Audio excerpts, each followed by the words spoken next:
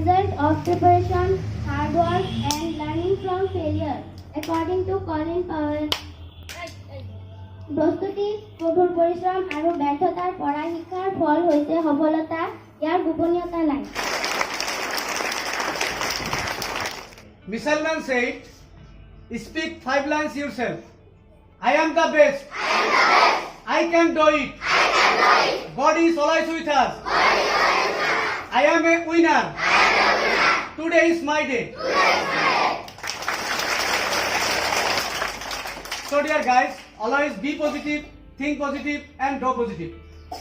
লগতে সদায় কামটোৰ প্ৰতি ইণ্টাৰেষ্টেড, কমিটেড আৰু ৰিপিটেড হৈ হাই ষ্ট'ৰ এথিক্সত কাম কৰিলে জীৱনত সফলতা নিশ্চিত হ'ব। বহুত বহুত ধন্যবাদ। নমস্কাৰ। আজিৰ এতিয়াৰ মুখ্য কাৰ্যসূচী হৈছে বাতৰি কাকতৰ শিৰোনাম। আজি মই তোমালোকক অসমীয়া প্ৰতিদিন কাকতৰ মুখ্য বাতৰিসমূহ জনাবলৈ চেষ্টা কৰিছোঁ। দিল্লীৰ সিংহু সীমান্তত প্ৰতিবাদক আক্ৰমণ, স্থানীয় ৰাইজৰ ৰণক্ষেত্ৰত পৰিণত হ'ল কৃষকৰ প্ৰতিবাদথলী। CBIৰ তৎপৰতাত পঞ্জাৱৰ কৃষকৰ 40 গোদামত চলিল অভিযান। পুৱাৰ আন এটি বাতৰি হ'ল কৃষক নেতা টিকাইটৰ আৱেগিক ভিডিঅ'ই জোকাৰিছে দেশ। দৰকাৰ হ'লে আত্মহত্যা কৰিম, কিন্তু আন্দোলন বন্ধ নহয়। বিত্তীয় কেলেংকাৰী, উচ্চ পৰ্যায়ৰ তদন্তত দাবিল উত্তাল ডিব্ৰুগড় বিশ্ববিদ্যালয়। বাধ্যতামূলক ছুটি ল'লে উপাচাৰ্য ডক্টৰ তামুলীয়ে। দেশৰ পূব প্ৰান্তৰ বিকাশৰ বাবে কেন্দ্ৰ প্ৰতিশ্ৰুতিবদ্ধ। অম্বিকাগিৰিৰ কবিতাৰ উদ্ধৃতিৰে সংসদত ভাষণ ৰাষ্ট্ৰপতিৰ। আন্দোলনকাৰী কৃষকলৈ সমৰ্থন, 19টা বিৰোধী দলৰ সংসদৰ ৰাষ্ট্ৰপতিৰ ভাষণ বৰ্জন।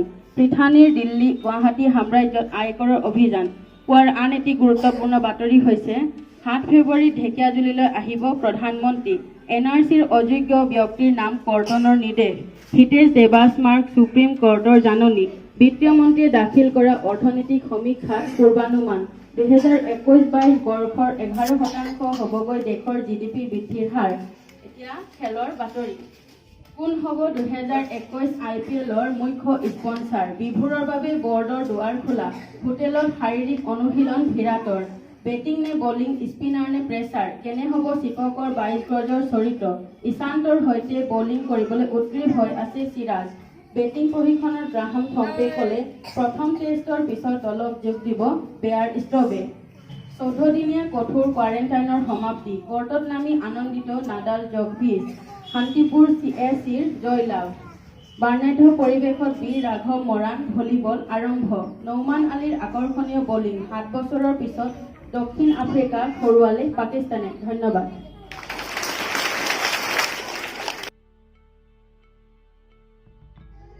মানৱৰ ছাত্ৰ ছাত্ৰীসকল, এতিয়াৰ প্ৰাতঃসভাৰ কাৰ্যসূচী মতে আছে কুইজ।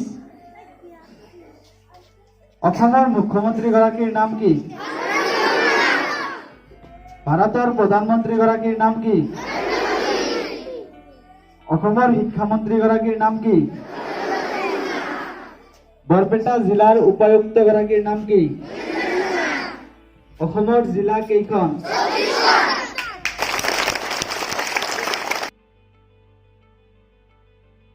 ইয়াৰ কাৰ্যসূচী দুটা ইংৰাজী ৱৰ্ড আৰু তাৰ লগত সংগতি ৰাখি মোটিভেশ্যনেল স্পীচ বাই আৱাৰ অনাৰেবল প্ৰিন্সিপাল।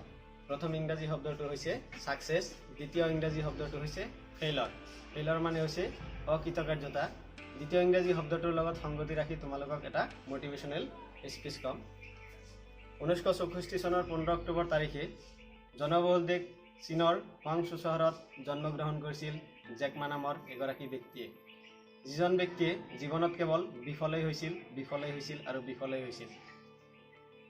তেওঁৰ মাতৃভাষাৰ উপৰিও ইংৰাজী ভাষাৰ প্ৰতি ইমান ধাউতি আছিল যে প্ৰতিদিনে ঘৰৰ পৰা 40 কিলোমিটাৰ দূৰত এখন হোটেলত ইংৰাজ পৰ্যটকসকলৰ লগত কথা পতাৰ উদ্দেশ্যেৰে বিনা বেতনে তেওঁ 9 বছৰ কাল তাতে চাকৰি কৰিছিল। প্ৰাক প্ৰাথমিক পৰ্যায়ত তেওঁ 3বাৰ অকৃতকাৰ্য হৈছিল। প্ৰাথমিক পৰ্যায়ত তেওঁ 2বাৰ অকৃতকাৰ্য হৈছিল। কলেজীয়া জীৱনত নামভৰ্তি কৰাৰ কাৰণে তেওঁ 3 বছৰ কাল সময় লৈছিল। তাৰ পৰৱৰ্তী পৰ্যায়ত তেওঁ বিশ্ববিদ্যালয়ত নামভৰ্তি কৰাৰ কাৰণে 10 বছৰ আবেদন কৰিছিল। তাতেও তেওঁ অকৃতকাৰ্য হৈছিল। পৰৱৰ্তী সময়ত তেওঁ কোম্পানীত চাকৰি কৰাৰ কাৰণে মন মেলিছিল আৰু চীনৰ 30টা কোম্পানীত তেওঁ আবেদন কৰিছিল, যদিও তাতেও তেওঁ অকৃতকাৰ্য হৈছিল। পৰৱৰ্তী সময়ত তেখেতে চীনৰ এখন সৰু ফাষ্ট ফুড কোম্পানী KFCত চাকৰি কৰাৰ কাৰণে আবেদন কৰিছিল। কিন্তু দুৰ্ভাগ্যৰ বিষয় 25 জন পৰীক্ষাৰ্থীৰ ভিতৰত 24 জন সিলেক্ট হৈছিল, কেৱল বাদ পৰিছিল জেকমা। তাৰপিছত তেওঁ তৃতীয়বাৰৰ কাৰণে সৰু এটা কোম্পানীত ইণ্টাৰভিউ দিছিল। 5 জনৰ ভিতৰত 4 জন সিলেক্ট হৈছিল, কেৱল বাদ পৰিছিল জেকমা। পৰৱৰ্তী সময়ত তেওঁ চীনৰ এখন অখ্যাত ইউনিভাৰ্চিটিত $12 বিনিময়ত ইংৰাজী প্ৰশিক্ষকৰ কাম আৰম্ভ কৰিছিল আৰু ইংৰাজী অনুবাদ কেন্দ্ৰ এটা স্থাপন কৰিছিল। পৰৱৰ্তী সময়ত 1994 চনত পোনপ্ৰথমবাৰৰ বাবে তেওঁ ইণ্টাৰনেটৰ লগত পৰিচয় হৈছিল আৰু তাৰ পৰৱৰ্তী বৰ্ষ 1995 চনত আমেৰিকাত এজন বন্ধুৰ সহযোগত ইণ্টাৰনেটৰ জৰিয়তে তেওঁ পোনপ্ৰথমতে ইণ্টাৰনেটত বিয়াৰ শব্দ লিখি চাৰ্চ কৰিছিল। বিয়াৰৰ বিষয়ে ইণ্টাৰনেটত যি তথ্য পাইছিল তাত চাইনাৰ কোনো অৱদান নেদেখি তেওঁ মৰ্মাহত হৈছিল। পৰৱৰ্তী সময়ত তেওঁ চাইনাৰ বিষয়ে এখন সৰু ৱেবছাইট বনাইছিল আৰু ৱেবছাইটটো বনোৱাৰ কিছু সময়ৰ পিছতেই তেওঁলৈ যথেষ্ট শুভেচ্ছামূলক বাৰ্তা আহিছিল।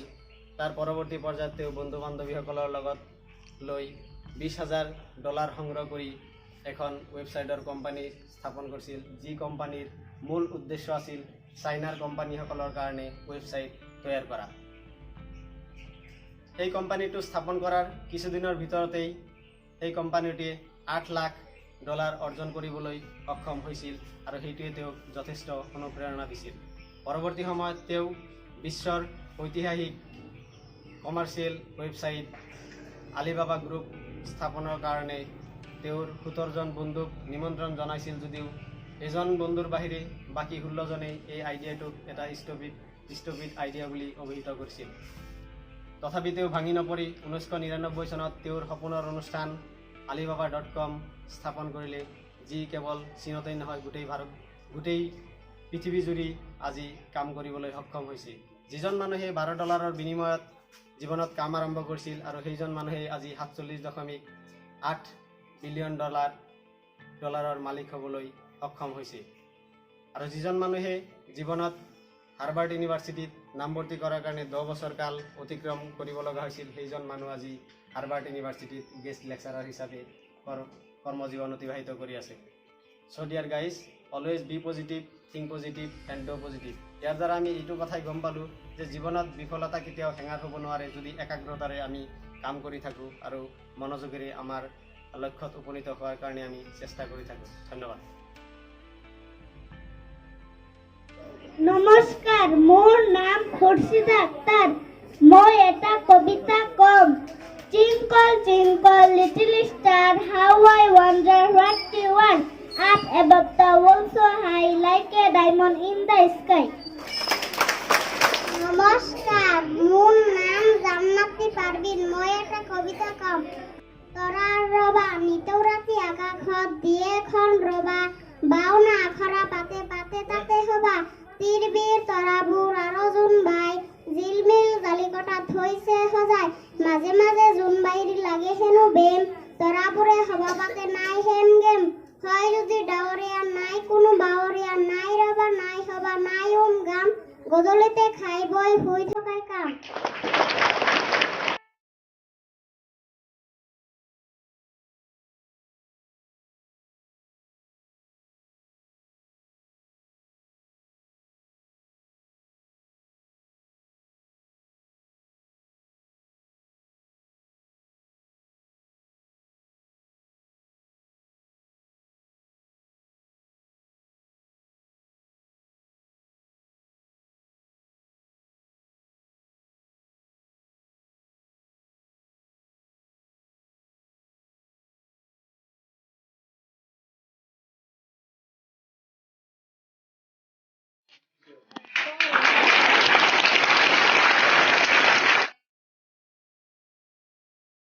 এতিয়াৰ কাৰ্যসূচী হ'ল শপত সংকল্প।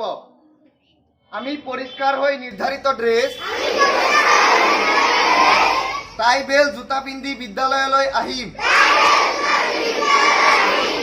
এইখন আমাৰ বিদ্যালয়, বিদ্যালয়খন আমাৰ আপোন, বিদ্যালয়খন ধুনীয়াকৈ ৰাখিম। আমি বন্ধু বান্ধৱীসকলৰ লগত মিলা প্ৰীতিৰে থাকিম। আমি সদায় সত্য কথা কম আৰু বিদ্যালয়খনৰ নীতি নিয়ম মানি চলিম শিক্ষাগুৰু আৰু জ্যেষ্ঠসকলৰ কথা মানি চলিম আৰু শ্ৰদ্ধা কৰিম আমি ছাত্ৰ ছাত্ৰীসকল দেশৰ ভৱিষ্যত নাগৰিক আমি দেশৰ সন্মান অটুট ৰাখিবলৈ চেষ্টাৰ পথত অগ্ৰসৰ হ'ম বুলি সংকল্প ললো ধন্যবাদ